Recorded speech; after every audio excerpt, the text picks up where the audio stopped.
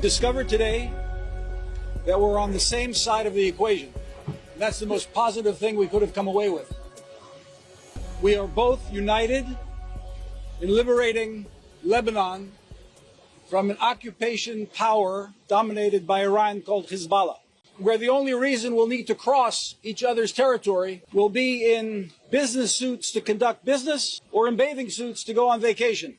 That was Israeli Ambassador to the U.S., Yechiel Leiter, talking about Lebanon, the topic on lots of people's minds, and our number one topic we're going to kick off with today. Matt and Layla, what do you think? Well, I think there's something to say is that Lebanon and Israel did start negotiating. Maybe yesterday was some kind of setting the platform for the future negotiation, a more serious negotiation or the results coming out of it, even though each party came with a different goal, like Lebanon wants ceasefire, bringing the displaced people back. Israel came with disarming Hezbollah and the security of their northern fronts.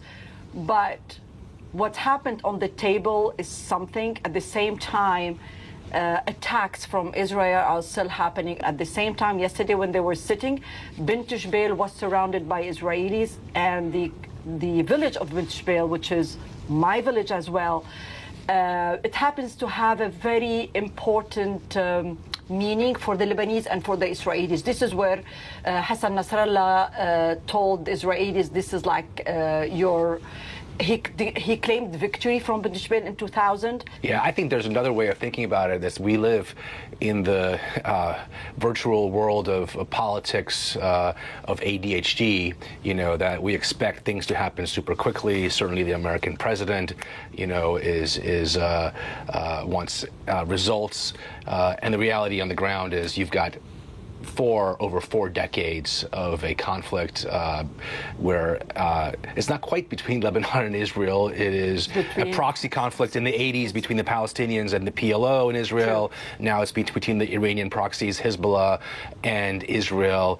And this will not be resolved in one meeting or even in a few weeks. But I think it fundamentally will not be resolved until Lebanon is a real state. And I think that's really... But all politics is local, right? And there's a poll by the Israel Democracy Institute that just came out this week that says that 80% of Israelis feel that Israel should keep fighting in Lebanon regardless of any ceasefire agreement and even regardless of whether or not it upsets Washington. So in the end, in terms of domestic opinion in Israel, what's the incentive for Israel to really give?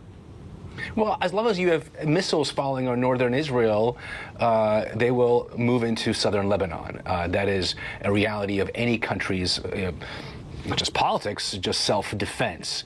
And so I guess my question, I kind of wonder, Layla, this is your country, you know it far better. Is the government of Prime Minister Nawaf Salam, is there any hope in proverbial wherever that they can do anything to try and neutralize Hezbollah and really kind of quiet things down in southern Lebanon, that you could imagine getting to an outcome at the diplomatic table that could find some sort of resolution to what seems like an end to this problem? I would say yes. They started this path looking at how they did not back down when the streets in Lebanon filled with Hezbollah demonstrators saying that Nawaf Salam is a traitor, and they attacked him and they said a lot of bad things about him. He did not back down. They went into the negotiation, and that's by itself, it's a huge statement. And to your point, Matt, yes, in the 80s it was the PLO, now it's Hezbollah. It's always another war. For other wars in Lebanon, another proxy, it's about sovereignty. And I think Nawaf Salam is saying we need to get back our sovereignty. And the Lebanese army started, I'm not sure how far they can succeed, knowing how the dynamics plays between, even during the time of Joseph Aoun when he was in the army, and Hezbollah, they always have some kind of intelligence together. I'm not sure how this is going to play out now. And this is where the Lebanese army is at a test today, because they should not have any weapons in Beirut to avoid another strikes. Yeah, but I understand all politics is local, yet the Middle East, everything is regional and everything is interconnected. So in '83, that didn't stop until Arafat was thrown out and sent to Tunis. I think now this is where Lebanon's fate is so tied up in Iran's fate. It's like Hamas. Did they they lose or did they win? You have to extract this, and it doesn't happen. Ideology, you cannot kill it in one day. It needs years of education. But even more so, Hezbollah is so weakened. You know, Nasrallah was killed. The leader of Hezbollah was killed in 2024. Their top echelon was decimated. Yet it is still the structures remain in place, and the Iranian control is still there. I think you were telling me that they found an IRGC, Iranian Revolutionary Guard Corps member in Lebanon. Yes. But they didn't throw him out. They just put him somewhere else in Lebanon. They said the Iranian ambassador is PNG. Should be out of the country, and yet he's still at the embassy in Beirut. Yeah. So absolutely, if the U.S. has to finish in Iran, if Iran stays status quo, much less strengthened, then I can't imagine that Lebanon is going to get more infected rather than less infected. And is it for Iran to pull the plug, right? I mean, you know, there are certain situations when the Soviet Union collapsed that put Cuba, for example, in severe trouble.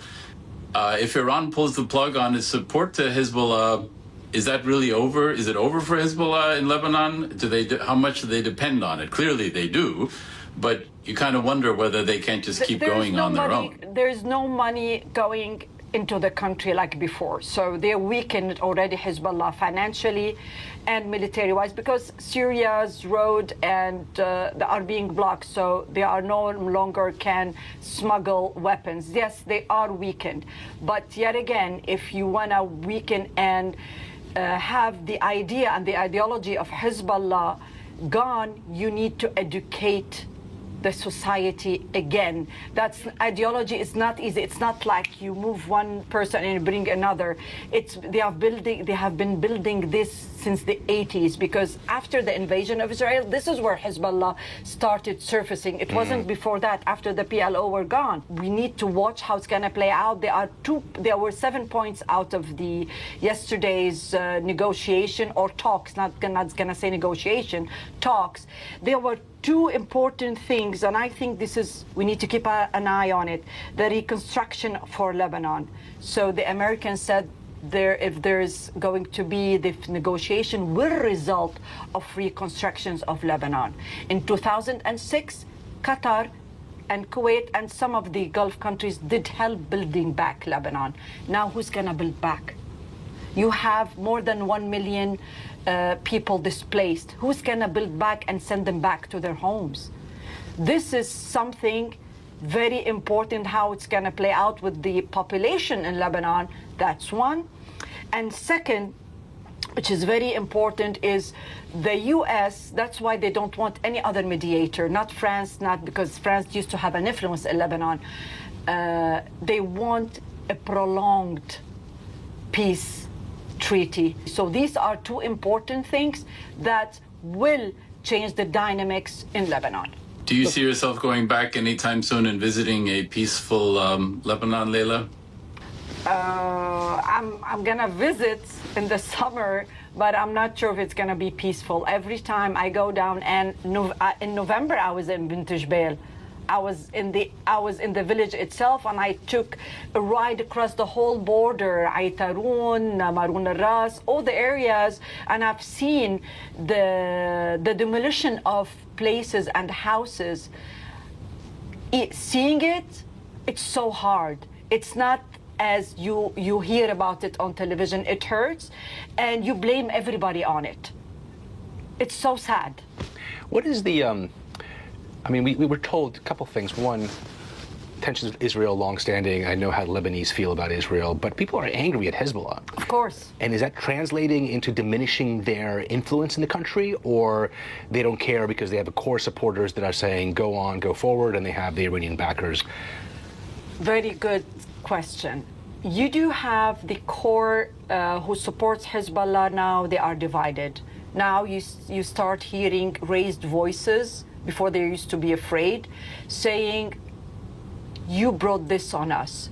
Yes, they are saying, yes, we know Israel is the enemy, but you brought them in. They were peacefully in their borders since 2006.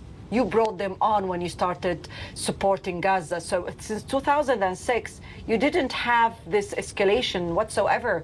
And Lebanon was being prosper, money was flooding in. So that's one. No, yes, you start hearing the voices. The biggest flip is with the other parties in Lebanon, because politically Lebanon is not only Hezbollah and the movement of Amma, the Shia movement. So the other parties, the political parties, everybody now are saying, fine, Israel is not our favorite. They even say they are enemies, but we need to have peace with them. So this is where things have changed. Before it was different. Now it's surfacing. So yes, to your point, things are changing between the core people who support Hezbollah and the political parties who are partners in Lebanon. Yeah, you know, the line about the bathing suits and the business suits, that's a little bit what happened in the Gulf after the Abraham Accords. Obviously, this conflict has shaken that up, but that is a very compelling vision. Unfortunately, long experience in the Middle East makes it hard to feel overly optimistic that things can really change, and certainly not change quickly. Well, on that optimistic note, Matt, let's talk about the other obstacles to the next steps in ending this war. So we have, in addition to Lebanon, clearly we have the nuclear issue, a lot of disagreement apparently. It emerged after the failed talks last weekend on how far apart the U.S. and Iran actually were. And we have, of course, the Strait of Hormuz. And boy, that's something to unpick, right? It's been mined by the Iranians, and they don't even necessarily know where the mines are. We have ships maybe passing through, maybe not. CENTCOM says they're not. China is in there. It's, and they talk about the talks resuming sometime in the next couple of days, and it's going to be interesting how they're going to deal with nuclear and Hormuz right off the bat. Look, I mean, we talked about, the election. The first election of Donald Trump was the first Twitter election. This is really the first Twitter conflict, or maybe we call it the X conflict, that things move so quickly that it's hard to kind of keep your mind straight. And that's also driven by, President Trump, who one day says we're going to annihilate Iran, another day says the war is over, and a third day acknowledges that the talks didn't go well, but then wants to get back into the negotiations. That is his style. It also is the way, because he is the most powerful person in the world, that is the way the world has to adjust to him in some ways, and so do we, to analyze what's going on. It is dizzying. I guess a couple of things. One, for me, is in the Gulf, I think the support for this conflict is, they're not happy about it, but they are, I think, more committed to the U.S. alliance than before, because the alternative is even worse, which is a strength in Iran. They want this finished. You have the global economic dimension. The IMF is in town here behind us in Washington meeting.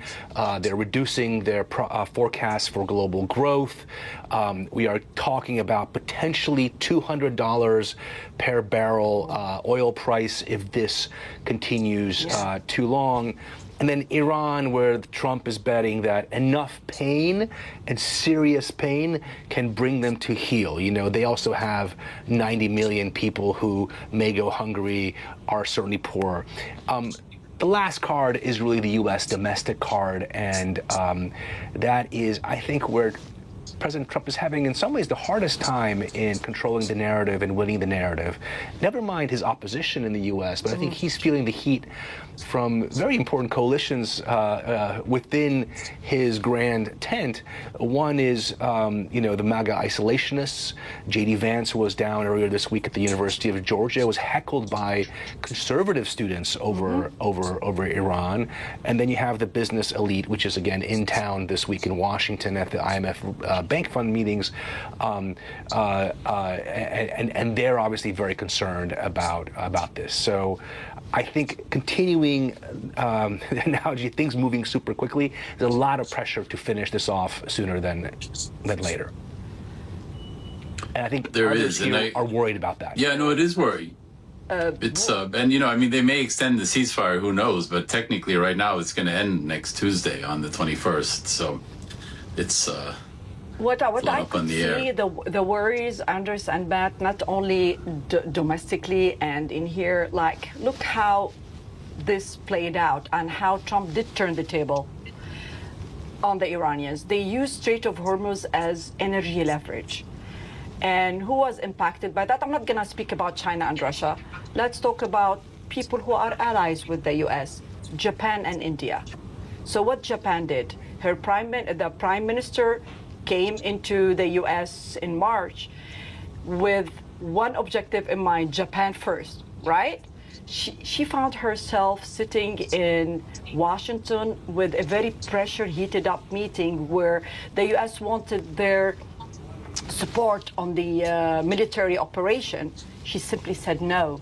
They chose to work around with Iran and have their ships passing through. So they made a direct deal. They did work around it. So they chose energy because they're going to be at risk over politics. Go to India. What Iran did with India was a little bit different. They told India, do not align with the US, stay neutral, we'll let you pass. And they took the deal. Now with the blockade, the US are going to suffocate Iran economically. But at the same time, there are the other ships who had a workaround. So now this workaround became a liability. So Trump, it's no longer US versus Iran. It's who controls the energy. And it's also poking on the who really were neutral to backing this operation. And so I was thinking one of the knock-on effects of some of this stuff is ways we can't even imagine. For example, when the U.S. redeploys naval forces into the Middle East, it's actually pulling them out of the Western Pacific. So there's a whole other calculation, which is that then, by definition, it can't be everywhere at the same time. And I'm sure that Beijing is also watching at the fact that the U.S. is pretty busy and maybe it can do something in the Pacific. As we were saying, this is such again, driven by the American president's habit of being on his phone at all hours of the day, saying things that are contradictory or surprising or outrageous. But he's the news man. He makes the news. He's one of the most talented media operators, if not the most talented media figures, not much less political figures. But there's a bigger question here, and I think this is something which I can assume is on the mind of the White House, or at least one presumes is on the mind of the White House, is that this is the biggest test. It's not the one they expected or intended. This is the biggest test in Trump's 2 terms in office of American credibility and American power. I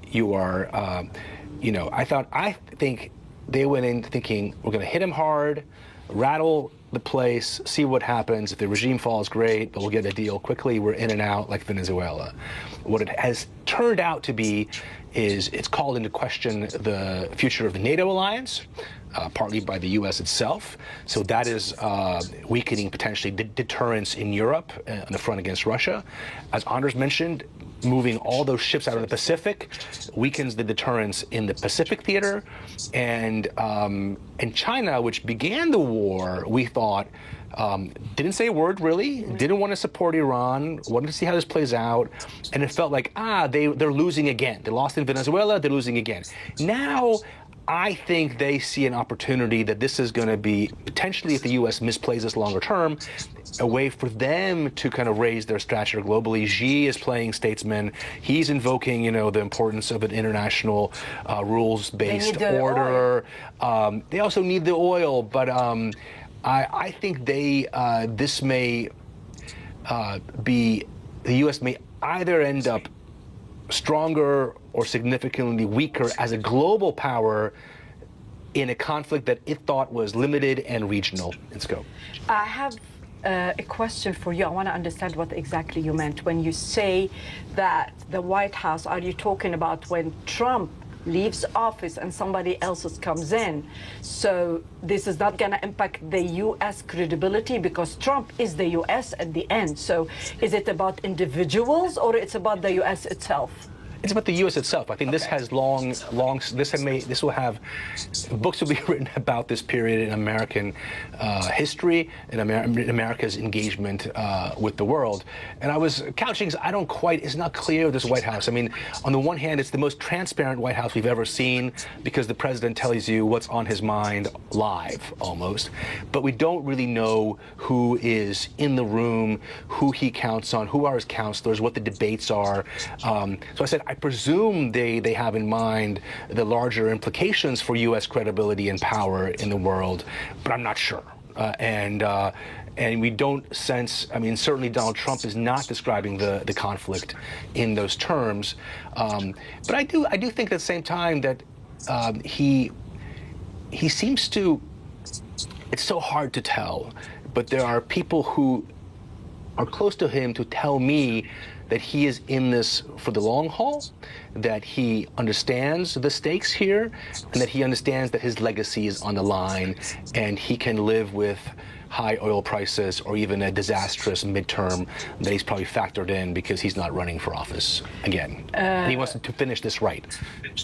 Certainly people in the Gulf are saying this because I don't know if they're hoping this is the case or if they have been told that is the case. I want to quote here Ambassador Ryan Crocker. He said, getting into a war is not like getting out of the war. Getting into the war is easier, but getting out of it... That's always true, right? Yeah. Because you're only one person decides who gets in. Many people decide how you get out. Yeah. I have a question for you, Andres. Like, really, what are the Iranian inside Iran are saying? Nobody knows. We hear the exiled people. They can speak. They can say they are that the people are against the regime, and we've seen demonstrations in Iran against the regime, and they killed like 30,000 or more, the IRGC from the population who went against them. But what really the people are saying now? Do they have like some kind of bound what's happening with Iran, with the Absolutely. government? What is it?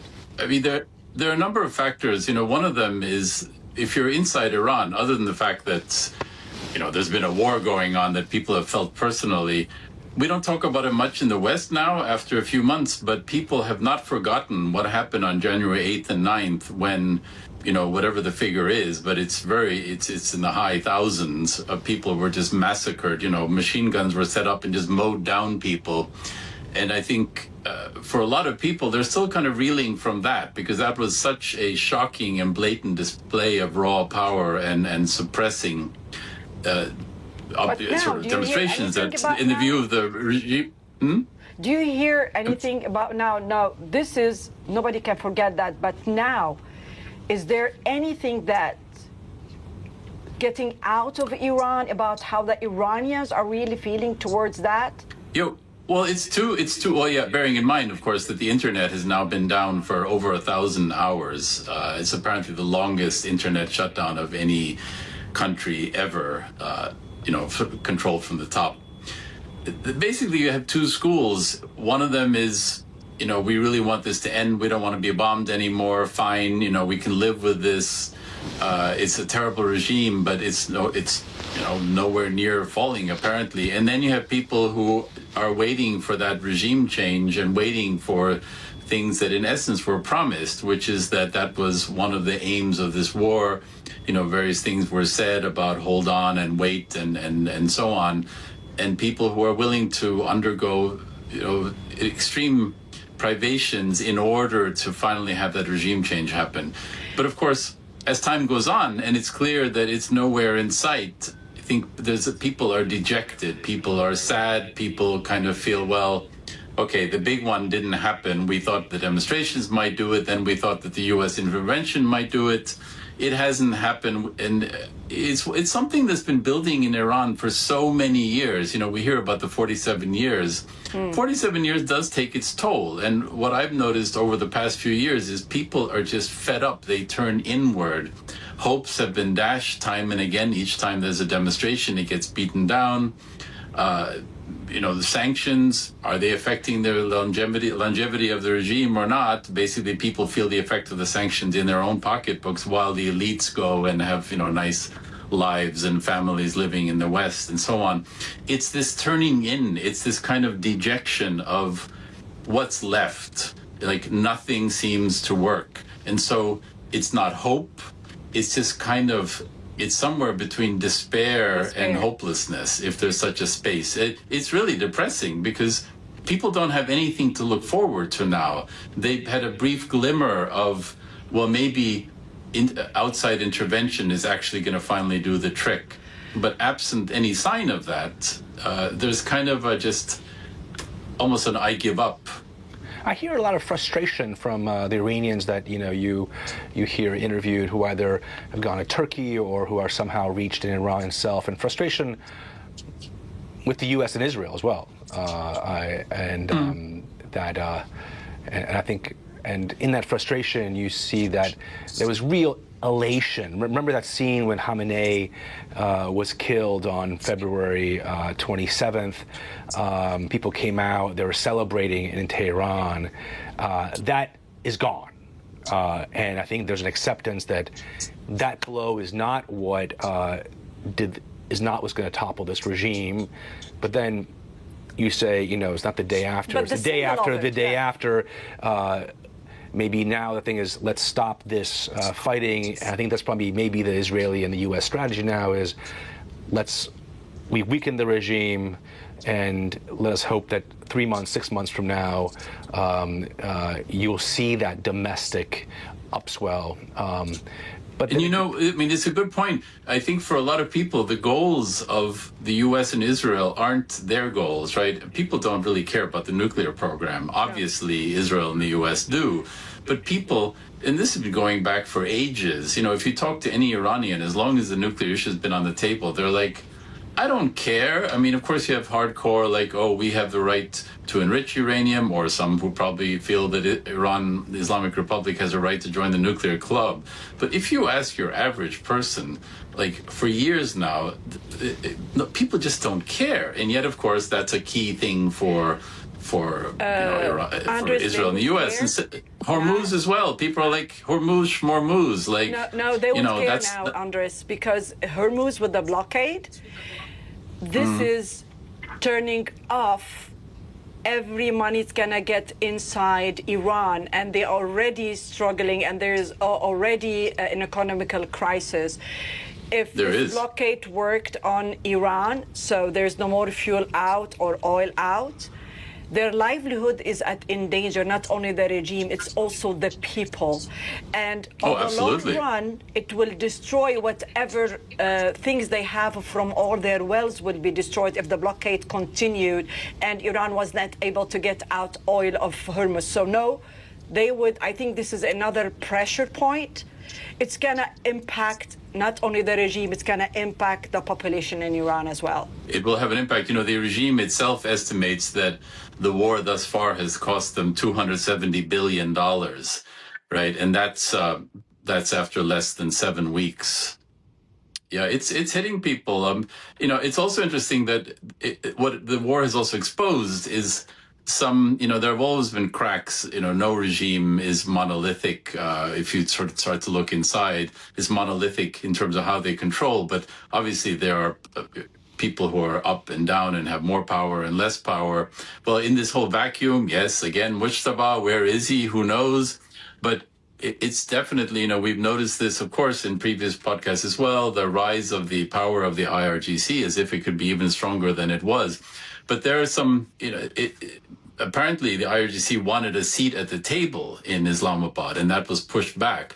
But there's definitely kind of a jostling. Pezeshkian is not exactly in a powerful position. Araghchi, the speaker, foreign minister, and Kalibaf as the speaker. Kalibaf is an ex-IRGC. Yes, exactly. So it's going to be interesting to see how that plays out, because it's a classic situation where you're going to have, hardliners are going to say, well, look, see, you can't trust them. We're going to stick this out to the end. And then you're going to have some people who are going to say, look, we're tired of this. Let's just concede something. So the next few days are going to be key. They really are going to be key. There have been hints that the ceasefire talks are going to resume again. We'll see. Something has to happen. Either they get extended or the ceasefire expires on Tuesday. It's hard to picture that it's going to go back to full-scale war again after Tuesday if the clock does run down. But yeah, we'll just, who knows what it'll look like a week from now for our next podcast. On that note, yes, I want to thank you both, Matt Kaminsky, the editorial chair of MBN, Leila Bazi, the editor-in-chief of MBN, Marwan Munir and Omar Lahbari, who are both editing and producing the podcast today. And for you out there watching us and listening to us, be sure to check us out on all the different platforms that we're on Spotify, on Apple, on YouTube, certainly on the MBN website as well. Subscribe to the newsletters. MBN has a newsletter twice a week. There is also the Iran newsletter that comes out twice a week. And China Tracker, lots of things to get engaged with, lots of things to get involved in. Rate us, only if it's a 5. And keep checking us out and keep being part of the conversation. Thank you.